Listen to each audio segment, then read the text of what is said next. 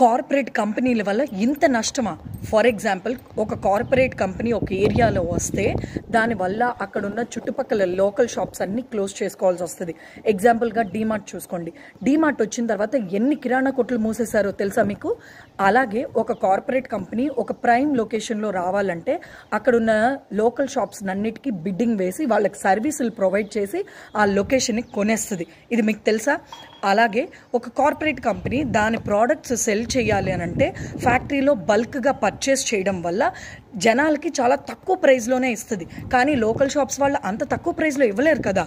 దీనివల్ల లోకల్ బిజినెస్లు కూడా ఖరాబ్ అయిపోతూ ఉంటాయి. కమ్యూనిటీ ఎంగేజ్మెంట్ కూడా పోద్ది. అక్కడున్న లోకల్ షాప్స్కి అక్కడున్న ఏరియాలో పట్టు ఉంటుంది. దానివల్ల కూడా అక్కడ లోకల్ బిజినెస్లు జరగకుండా కార్పొరేట్ రావడం వల్ల నష్టపోతూ ఉంటుంది. ఇలా కార్పొరేట్ కంపెనీలు ఎన్నో బిజినెస్లను తీసేస్తుంది. ఇది కరెక్టే అంటారా? నిజంగా కార్పొరేట్ మంచి చేస్తుందా మనకు?